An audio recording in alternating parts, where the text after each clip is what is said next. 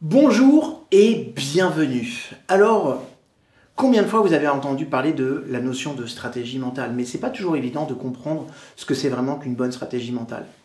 On va s'apercevoir que quand on observe des personnes qui réussissent, ils ont une façon de penser, un système de pensée qui est différent de ceux des autres. Et parfois, on va enseigner les principes de la réussite, les principes du succès.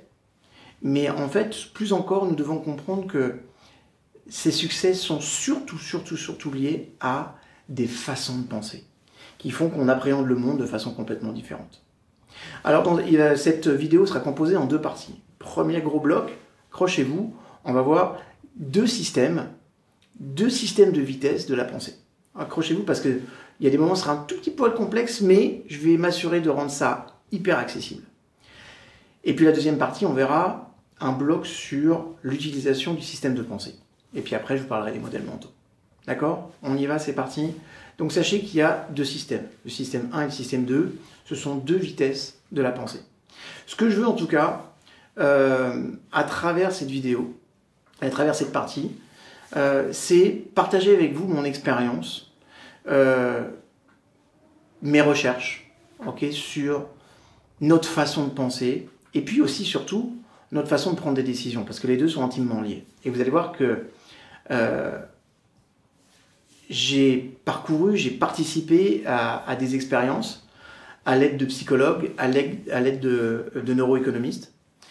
Et ce que je veux que vous compreniez, c'est que le résultat de cette analyse a permis de déterminer qu'il y avait deux systèmes de pensée, qu'on va voir vraiment ensemble. Que l'intuition et la réflexion sont en fait deux fonctions séparées. Et que bien souvent, nous agissons sans réfléchir et que les décisions que nous prenons sans réfléchir ne sont pas pour autant mauvaises. Ça, c'est important. Aussi que les prises de décision font appel aux deux systèmes de pensée. Et l'objet de cette vidéo, de cette première partie, c'est de faire part justement de ma compréhension entre l'intuition et la réflexion. Okay?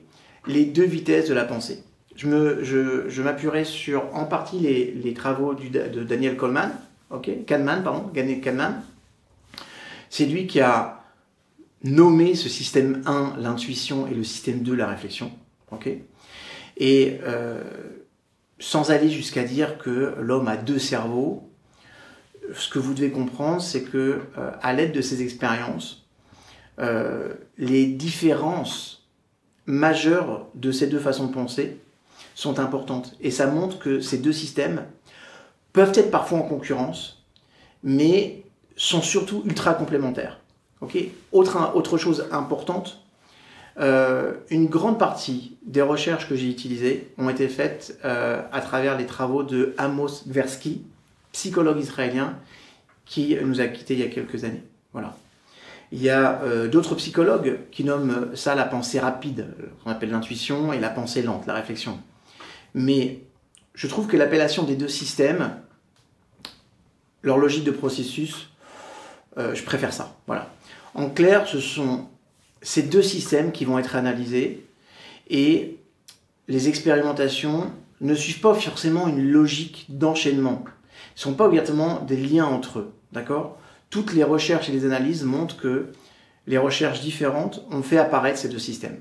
D'accord ? En tout cas, le système 1, comprenez, il est automatique. Il fait partie de notre fonction automatique. Le système 2, il doit être sollicité par la conscience. D'accord ? Une photo de femme en colère a été le but d'une recherche. D'accord ? Je vous explique.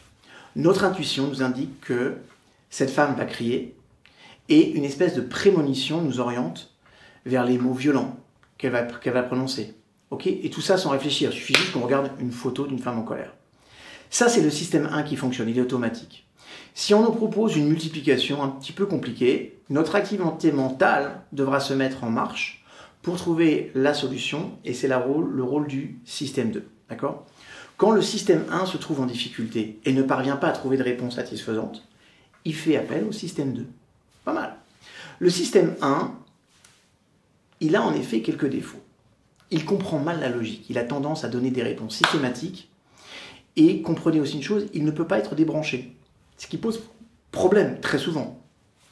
Le système 1, en tout cas les activités du système 1 sont automatiques.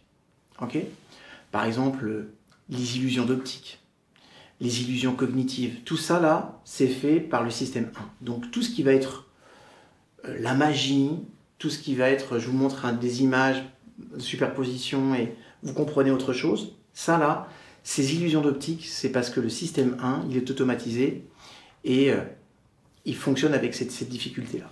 Le système 1, en fait, il donne une interprétation qui ne peut être rectifiée que par le système 2. Maintenant, les activités du système 2 demandent de l'attention, de la concentration, un effort. L'activité du système 2 va influencer sur le physique.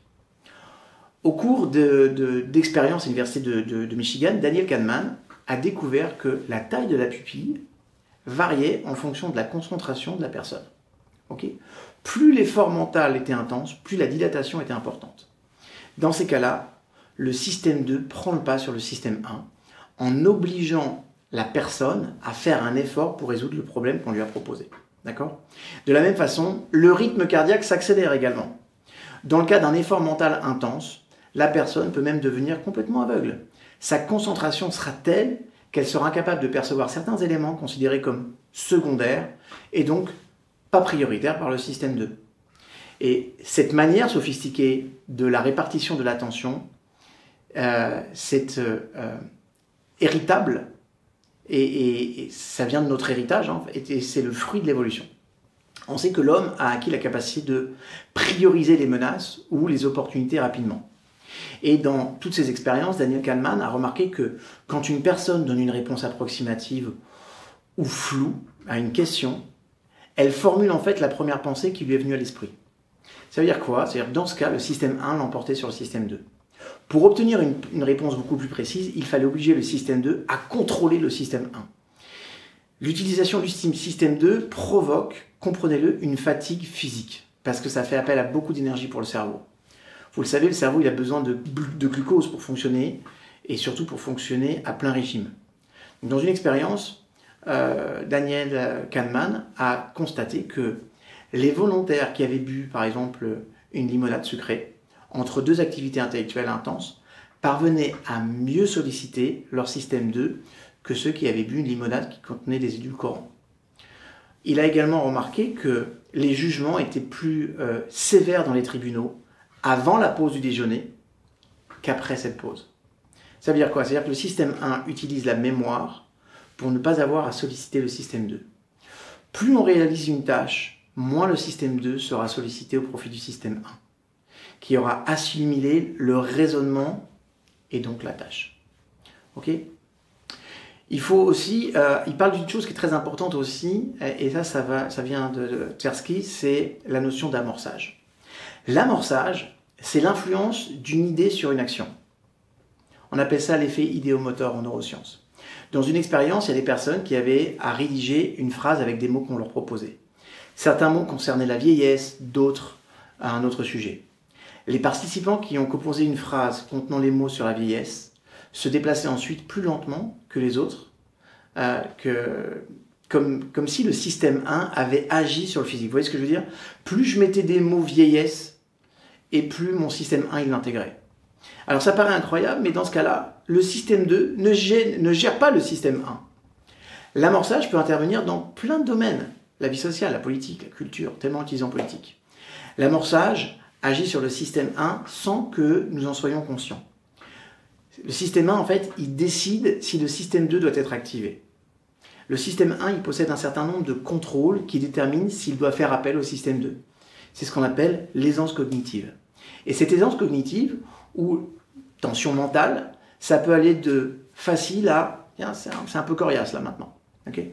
Quand il est confronté à ce niveau du système 1, le côté un peu coriace, à ce moment-là, il décroche et il dit « bon, là, il faut que je fasse appel au système 2 ».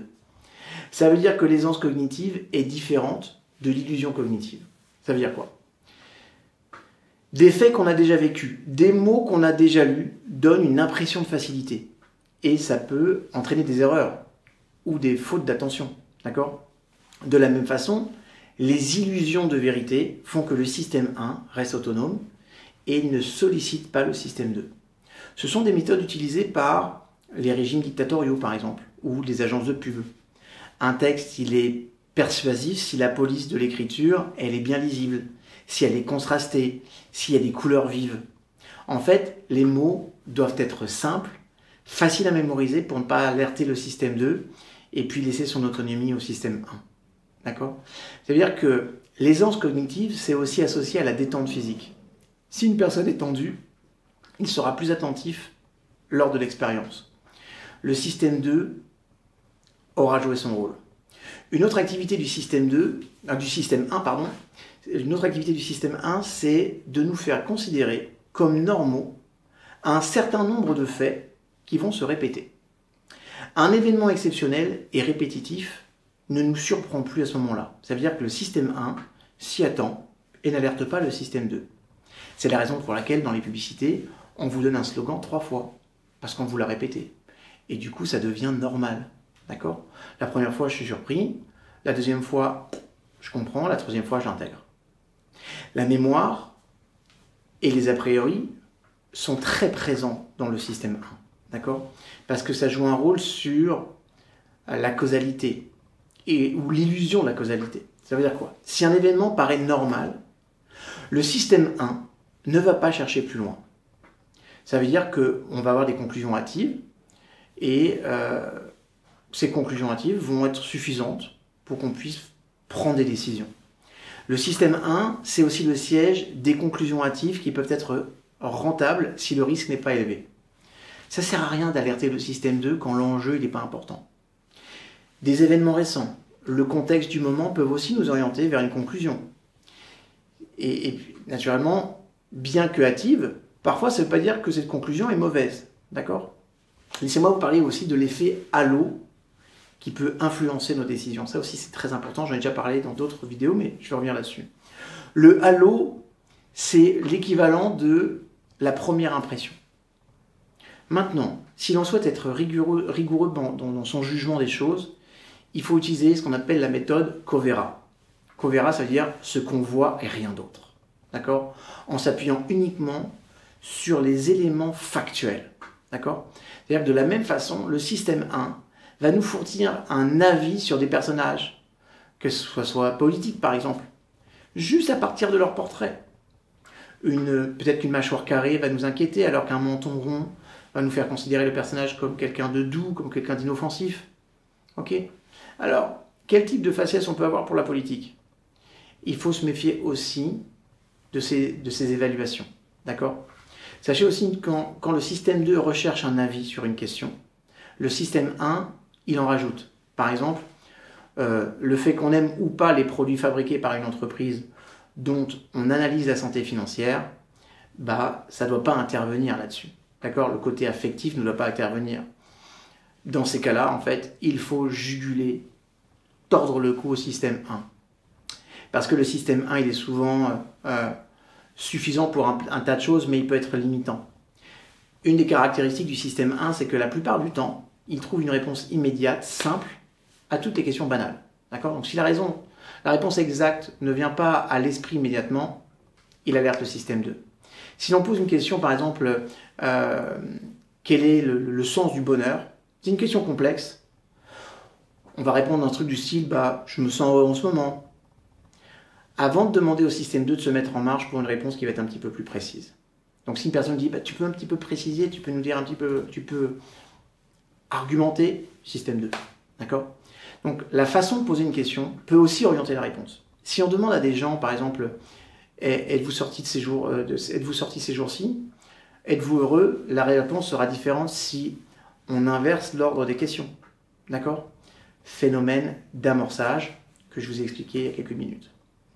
Donc parfois, en fait, la collaboration avec le système 2, elle est indispensable. Regardons les statistiques. Il en ressort qu'il y a plein de résultats qui sont faussés, justement parce que l'échantillonnage, il est suffisant. D'accord ? Notre jugement, il est influencé par ces résultats parce que le système 1 ne tient pas compte de la taille de l'échantillon. Pour ça, il faut analyser les statistiques, et ça, c'est le travail du système 2. Un autre aspect qui va mettre en lumière la collaboration du système 1 et du système 2, c'est l'ancrage, que l'on peut assimiler à l'amorce ou à la suggestion. Par exemple, quand une maison est mise en vente, un prix il est fixé par le vendeur. C'est cet ancrage qui va solliciter le système 2. Sans cet ancrage, le système 1 aurait pu établir un prix tout à fait différent, peut-être complètement irréaliste. D'accord ? Le système 2 a travaillé à partir de la mémoire, de l'expérience, du bon sens, bien que tous ces éléments appartiennent a priori au système 1. Je vous donne un exemple. Vous vous rappelez qu'il y a une usine qui a explosé à l'intérieur de la ville de Rouen, en Normandie, et l'immobilier a baissé très rapidement de 20 points. Pourquoi ? Parce que les personnes se disent, on a dit qu'il y avait des matières dans l'air qui étaient là, qui étaient présentes, et immédiatement le marché il a baissé. D'accord ? Donc quand une personne devait acheter avant, il est normal qu'elle renégocie après. Maintenant, les années vont passer, le prix du marché va évoluer, les substances vont certainement disparaître, ce que vraiment j'espère, et le marché va reprendre son truc. Ça veut dire qu'il faut faire attention, c'est-à-dire qu'une personne dit non, mais mon bien il vaut tant, et la personne dit attends, non, ton bien il vaut tant, mais à 3 km, il y a une usine qui a explosé et les gens ils ont peur d'investir dans cette zone-là. Donc le prix du marché il a changé. D'accord ? Ça veut dire que le système 2 il va prendre en compte le bon sens, l'expérience, la connaissance, le marché. Peut-être qu'après le corona, le marché du nombre de personnes qui veulent investir a changé. Vous voyez ce que je veux dire ? On prend en compte le système 2 pour remettre en question le système 1. Et vous allez voir que souvent, en fait, le cerveau remplace une question par une autre. Parfois sans s'en apercevoir. Okay ? Si on doit estimer, par exemple, la fréquence des accidents d'avion, le fait qu'un crash ait lieu récemment, ça va nous influencer. Et les personnes disent non, je ne veux pas prendre l'avion. Regarde ce qui s'est passé la semaine dernière. Non, mais c'est un crash sur 1 million de vols. Oui, mais regarde ce qui s'est passé la semaine dernière. Okay ? C'est la mémoire. Okay ? Le système 1 qui va travailler sans faire appel à d'autres éléments. La facilité avec laquelle on se souvient d'événements, c'est une des fonctions du système 1. Et le système 2, si le système 2 s'engage, l'analyse peut être tout à fait différente. Okay ? La cascade des disponibilités, ce qu'on appelle l'heuristique de l'affect, peut pousser l'opinion publique à des extrêmes. Okay ? Par exemple, un incident qui devait rester mineur peut être monté en épingle par la cascade des disponibilités, okay ? Et va soudain devenir une polémique universelle. Les médias vont s'en emparer. Et si on peut estimer qu'un modèle d'opinion publique, comme les médias, c'est quelque chose de puissant, sachez une chose, c'est que souvent, le système 1, il est modelé par les médias. D'accord ? Sachez également que dans le domaine de la prise de décision, l'heuristique de l'affect va orienter nos jugements vers un résultat conforme à ce que l'on veut. En clair, on ne trouvera par exemple que les avantages à une technologie qui nous convient, et à contrario, que les inconvénients à celle qui ne nous convient pas. Okay ? Regardez la bataille mondiale entre Samsung et Apple, entre les possesseurs d'iPhone et de Galaxy Note par exemple, et comment ils se tirent la bourre, et vous verrez que les deux ont des arguments pour soutenir leur marque. D'accord ? Autre chose également, ce sont les calculs de probabilité, parce que ça c'est l'affaire du système 1. Une expérience de calcul de probabilité a été faite par Daniel Kahneman. Dans ce type de calcul, il y a deux éléments qui sont importants. Le taux de base, c'est-à-dire le catalogue des solutions possibles, et la représentativité. Accrochez-vous, j'ai bientôt fini, après on rentre que dans du positif, vous allez voir. Donc, je répète, le taux de base, okay, les solutions possibles, et les représentativités, c'est-à-dire les souvenirs de nos expériences et de celles dont nous avons eu connaissance qui s'appliquent à ça. Et bien on s'est rendu compte que dans la majorité des cas, on peut observer que la représentativité, okay, notre expérience, notre mémoire l'emportait, et que le système 1 fonctionnait seul sans que le système 2 soit sollicité. C'est aussi important de noter que l'influence du physique est extrêmement présente dans le système 2. Quand par exemple on fronce les sourcils pour réfléchir, le système 2 fonctionne plus vite que d'habitude et une solution apparaît plus rapidement. D'où l'intérêt de travailler sur sa posture, mes amis. Une autre expérience oppose la probabilité et la plausibilité. Okay ? Il en ressort que la probabilité provient de la logique, donc du système 2. Pour aboutir à une probabilité, notre esprit doit fonctionner, analyser, calculer. et prendre en compte tous les différents éléments. Alors que la plausibilité, par contre, c'est que le fruit du système 1. On se contente d'évoquer des souvenirs, de situations semblables, on applique une solution qu'on a déjà utilisée ou dont on a eu connaissance. Toutes les personnes qui vous diront « Attends, moi je me suis déjà associé, c'est pas la peine, c'est pas pour moi, ça n'a pas fonctionné, merci. » Non. Regarde, là tu es dans un mode de fonctionnement de système 1. Mais est-ce que tu avais pris en compte, est-ce que tu avais bien choisi ton associé? Est-ce que vous étiez au clair sur vos valeurs? Est-ce que le contrat était clair entre vous, les apports, tout était Tu vas percevoir qu'il va y avoir plein de nébuleuses et que quand tu fais ça, d'avoir un associé qui porte avec toi un projet, c'est quand même beaucoup plus puissant. Donc le système 1, il fonctionne seul et le système 2 se contente de cette solution. En se penchant en tout cas sur les statistiques et les taux de base, on s'aperçoit qu'ils intègrent parfaitement les stéréotypes, les représentations de catégories sociales qui peuvent être exactes ou erronées, mais beaucoup plus difficilement les cas individuels. Maintenant, comprenez que ces cas individuels influencent beaucoup plus notre jugement en agissant sur notre système 1. Daniel Kahneman, il analyse un élément important et complexe qu'il nomme régression vers la moyenne. En se basant sur des résultats sportifs, par exemple, il explique le succès, talent plus chance. Ça veut dire quoi? Si le talent peut être contrôlé, la chance ne l'est pas. C'est pourquoi il donne un exemple qui est très intéressant. Il estime qu'un bon score est généralement suivi par un score qui est plus moyen, parce qu'il est rare que la chance persiste. La prédiction régressive est raisonnable, mais elle n'est pas quantifiable, elle n'est pas garantie. Nous n'avons aucun pouvoir sur la chance.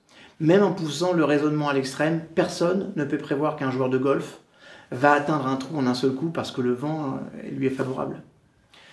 En dehors de son expérience, de sa forme physique, qu'on peut mesurer, il existe toujours un facteur chance qui reste en dehors de notre pensée. D'accord? Les prédictions intuitives doivent être aussi jugulées. Si on demande l'estimation d'un résultat, par exemple, universitaire, par exemple, notre système 1 va utiliser des indices familiers qui vont orienter notre opinion. On ne tiendra pas compte, par exemple, du taux de base, de la régression vers la moyenne. Parce que ça, il faut le prendre en compte, vous le comprenez? Et pour ça, il faut forcer le système 2 à fonctionner pour obtenir une estimation valable des choses. Laissez-moi parler maintenant des erreurs de narration. Ce sont des explications simples et concrètes à des situations qui n'accordent aucune place à la chance. Nous essayons toujours d'expliquer le passé pour pouvoir envisager l'avenir. Vous avez remarqué ça? Et bien là encore, l'effet halo positif ou négatif prend toute sa place.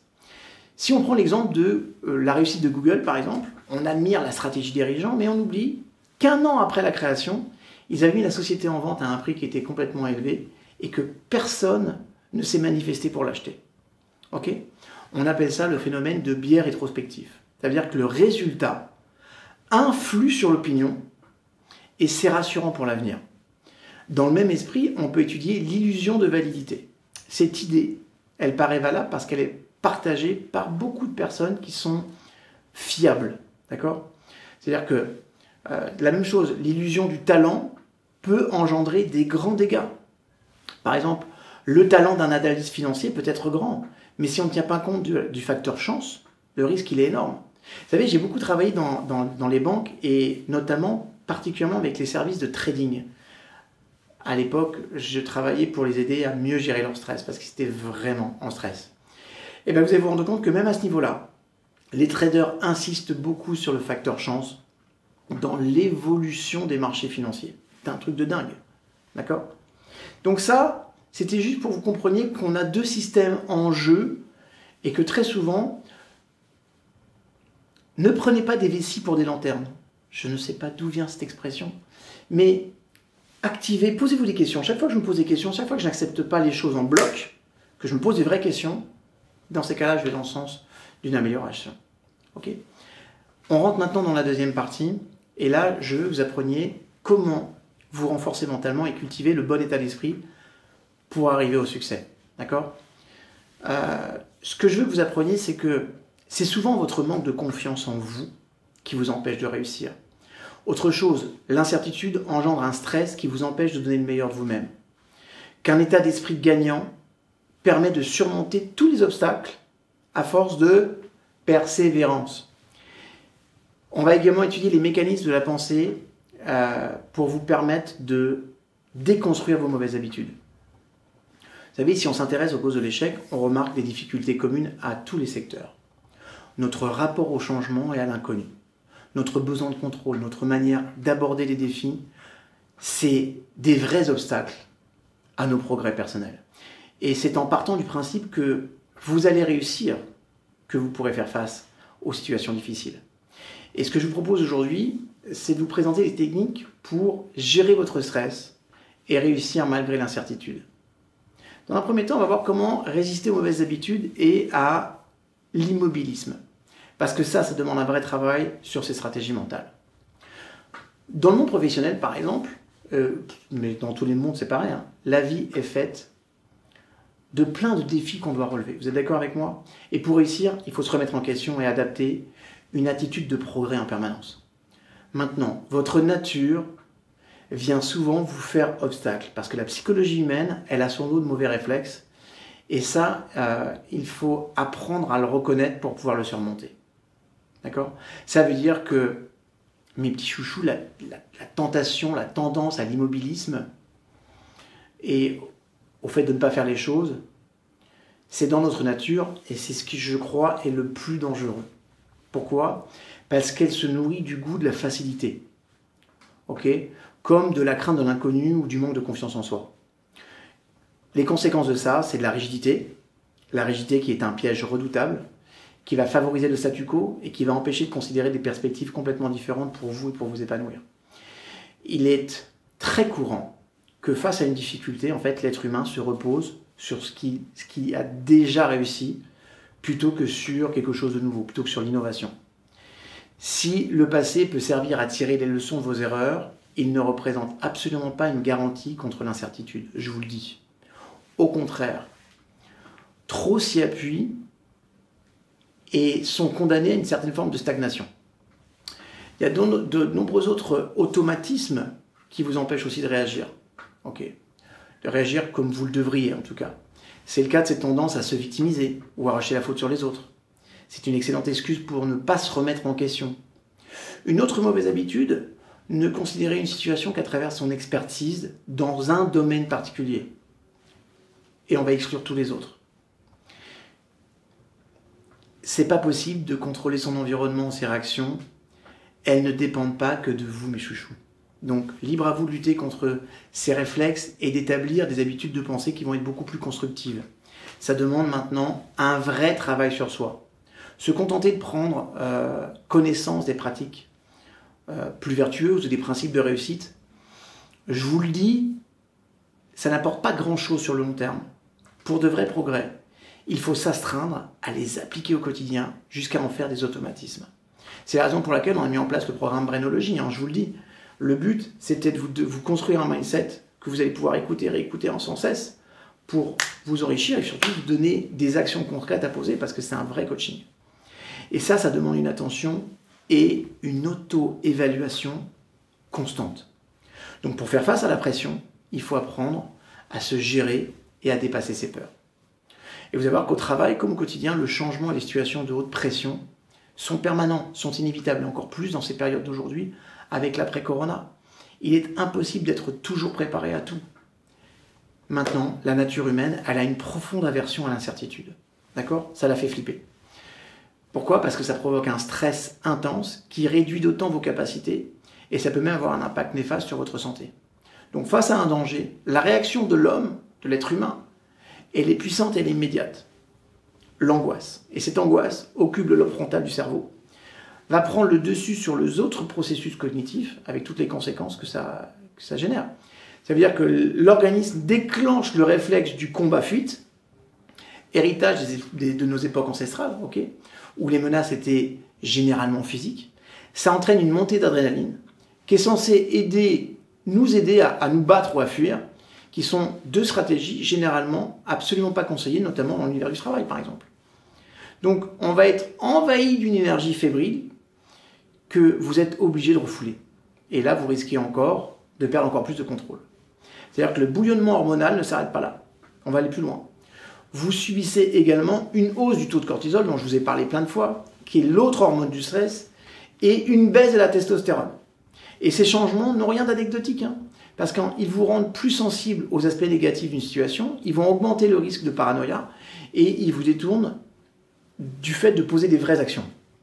Le problème étant que vous ne pouvez pas toujours contrôler ces réactions automatiques. Maintenant, il est en votre pouvoir de changer de regard sur les situations stressantes. Le but, c'est de les relativiser.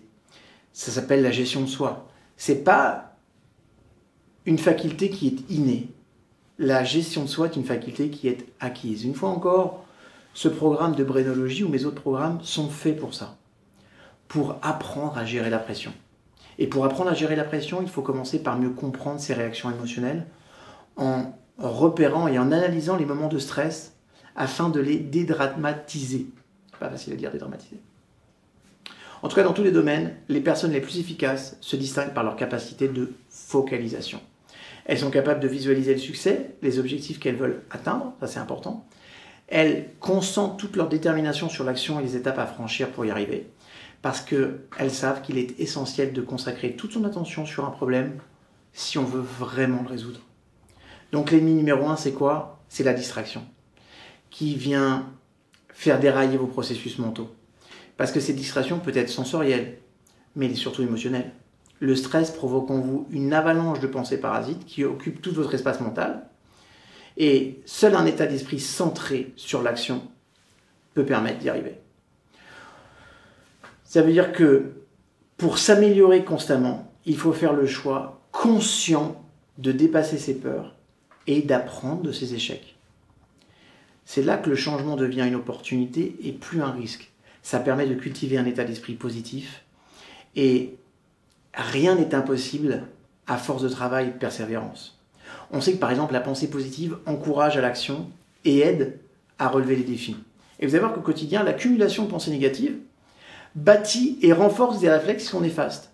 Et ces idées noires, en fait, vont nourrir le doute, vont saper votre confiance en soi et vont vous habituer à douter de vos capacités. Si vos pensées ne reflètent pas toujours la réalité, elles définissent pourtant vos émotions et votre comportement. D'accord ? Je vous rappelle que ce que vous appelez les émotions sont en fait des sentiments. Sentimental, un ressenti qui vient du mental. Et comprendre ce lien est essentiel pour travailler sur son état d'esprit et améliorer progressivement ses réactions.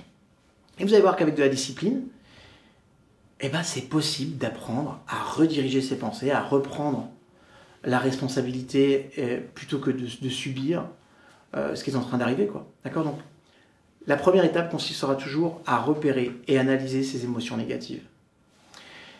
Ça peut être très utile de choisir un signal d'alarme et que vous déclenchez ce signal d'alarme dès qu'une mauvaise pensée vous passe par la tête. Okay ? Moi, ce que je vous suggère, je suggère à beaucoup de personnes, ça fonctionne, c'est un petit bracelet élastique que vous faites claquer en cas d'alerte. Dès qu'il y a un truc, ou si vous avez une pensée récurrente que vous n'aimez pas, vous la claquez. Okay ? Ça fonctionne extrêmement bien. Ça ressemble à du masochisme, c'est vrai. Mais comprenez que le corps, il va associer comme ça les idées négatives à ce geste d'avertissement et puis la micro-douleur. Et à chaque fois, étudiez le contexte de la pensée à éviter et le comportement qui en ont découlé. Okay ? Ou qui aurait dû découler de ça. Okay ? Et on va créer un nouvel automatisme. Et vous vous rendrez alors mieux compte de l'impact du mental sur vos actes. Donc demandez-vous aussi quelles réactions auraient été les plus constructives à ce moment-là. Se contenter de refouler ces mauvaises pensées lorsqu'elles surviennent, c'est pas une stratégie suffisante, mes chouchous. Pourquoi ? Parce qu'en fait, les idées s'enchaînent en permanence dans l'esprit. Donc au premier fléchissement de votre vigilance, les habitudes auront au fait de reprendre leurs droits. Donc pour obtenir des progrès durables, il faut remplacer votre mode de pensée habituel par des raisonnements qui sont beaucoup plus positifs. D'accord ? À chaque fois que vous surprenez à entretenir des idées défaitistes, sonnez l'alarme, obligez-vous à refocaliser sur vos capacités. Les pensées positives doivent inciter à l'action. Elles expriment ce qu'on veut faire et pas ce qu'on veut éviter. Ok ? C'est pas « je ne dois pas ». Ça, c'est pas une intention suffisante. Elles s'ancrent dans le présent, elles sont dans le réel. Elles sont centrées sur la situation, sur les efforts actuels, pas sur un but lointain. Les objectifs qu'elles posent sont concrets, c'est immédiat. Ils doivent aussi être ambitieux, mes chouchous. Le but, c'est de cultiver un état d'esprit gagnant. Donc ne vous comptez pas de petites demi-mesures, ça ne sert à rien. Anticipez le succès pour vous donner les moyens de l'atteindre. Maintenant, formuler une telle intention ne suffit pas à la transformer en réalité. Le but, c'est de s'en imprégner jusqu'à ce que tout votre être, toutes vos ressources tendent irrésistiblement dans la direction que vous voulez. Pour ça, visualisez pleinement votre objectif, imaginez votre situation quand vous l'aurez atteint, les détails concrets, les émotions que ça va générer, l'inspiration que vous allez avoir pour vous et pour les autres. Notez, relisez, répétez votre pensée positive en entretenant sans cesse l'élan que ça vous procure.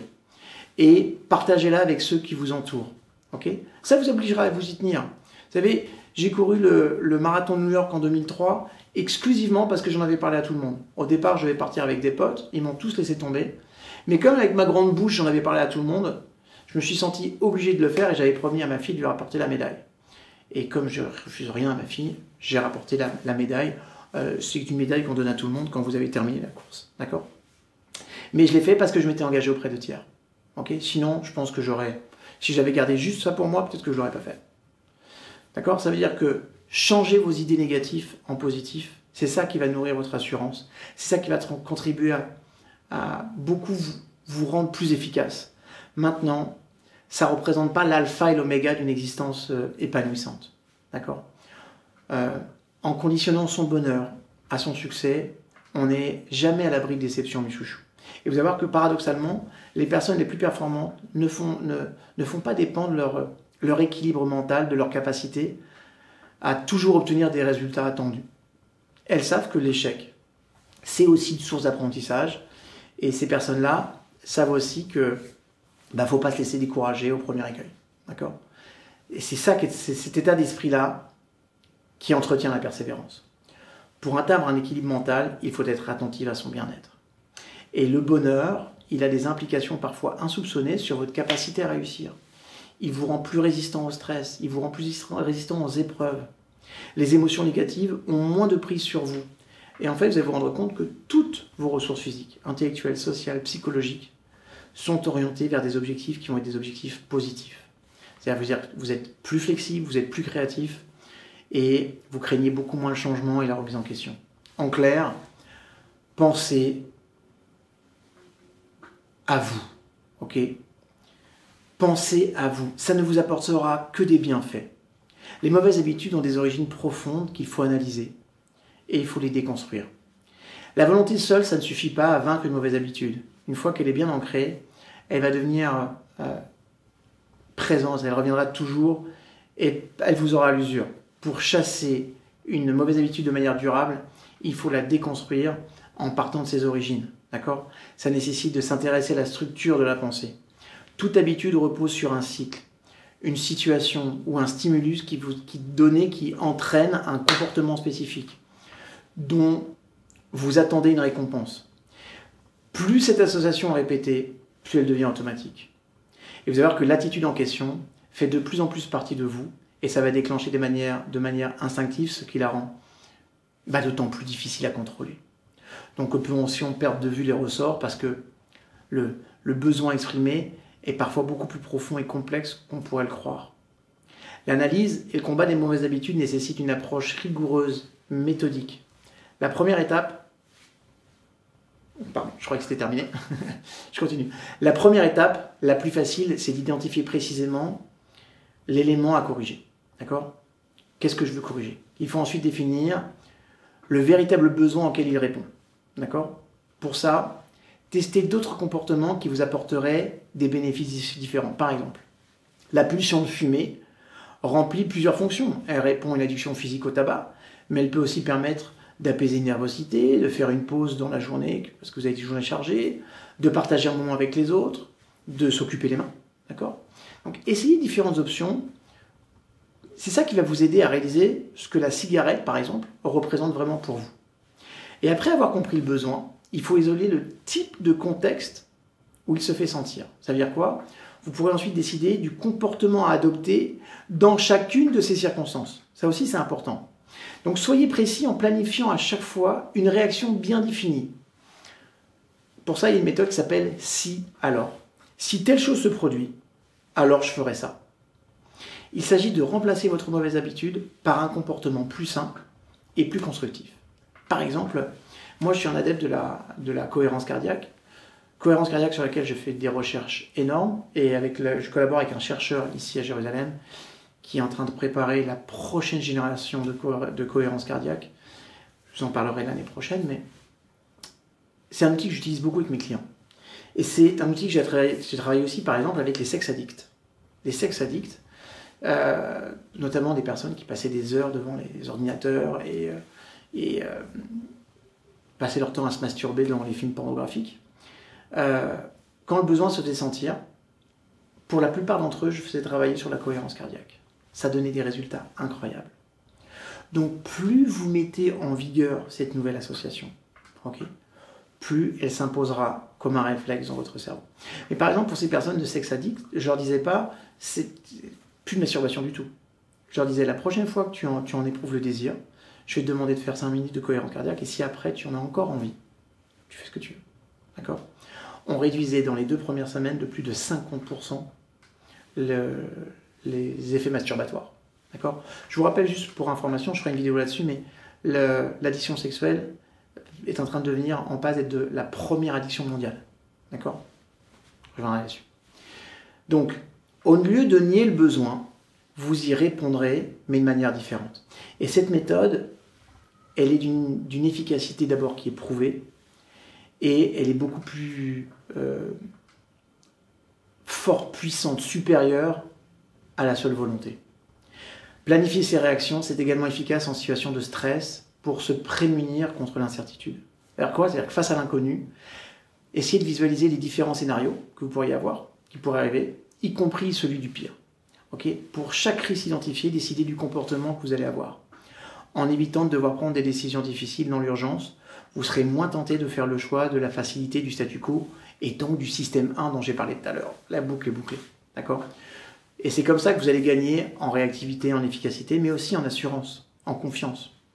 De la même façon, définissez vos plans d'action en visualisant la situation optimale que vous souhaitez atteindre, puis les démarches nécessaires pour y parvenir. Une stratégie efficace, elle se décompose en plusieurs niveaux. Un objectif global, dont découle une variété de sous-objectifs, qui vont entraîner des actions concrètes à accomplir.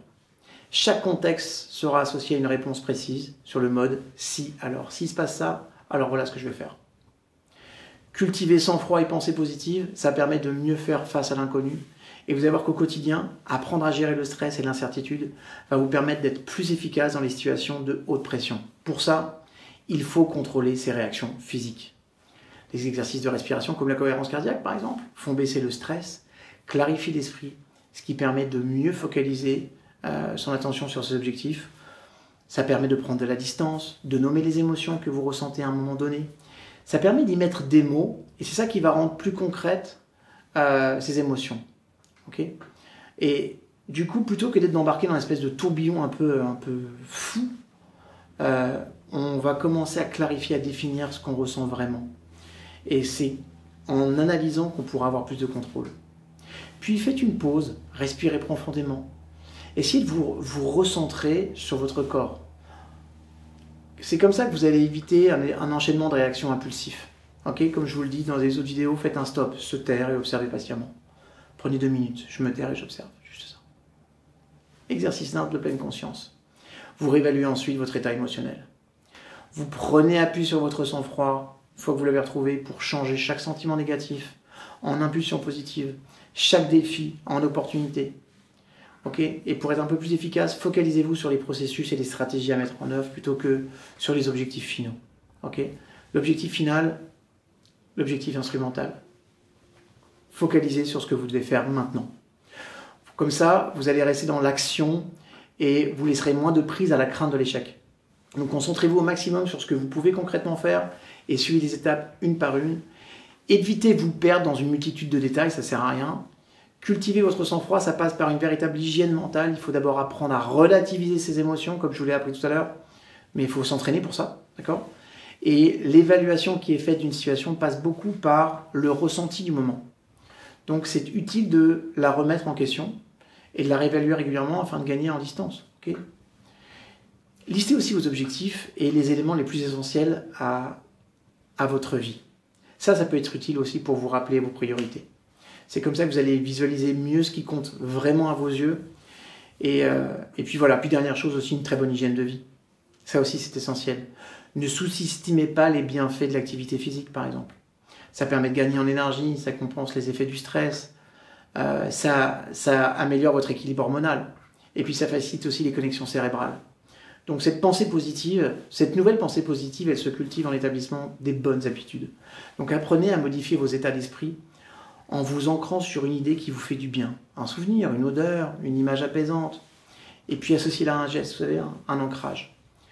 Le but, c'est d'avoir, quand j'ai cette image ou cette odeur, une réaction automatique que vous pourrez enclencher à un moment de stress. D'accord ? Ça veut dire qu'il vous suffira de faire ce mouvement ou de réenclencher cette image ou cette odeur pour retrouver un peu de sérénité. Et vous allez voir que la manière de présenter ces objectifs, et notamment leur formulation, c'est aussi un véritable impact sur la façon de les envisager. Vous bannissez la négation, l'approximation, le doute, le dialogue intérieur, vous dégagez tout ça, d'accord ? Et arrêtez de penser que vous pouvez tout contrôler. Relativisez aussi les obligations, tout ça, ça sert à rien.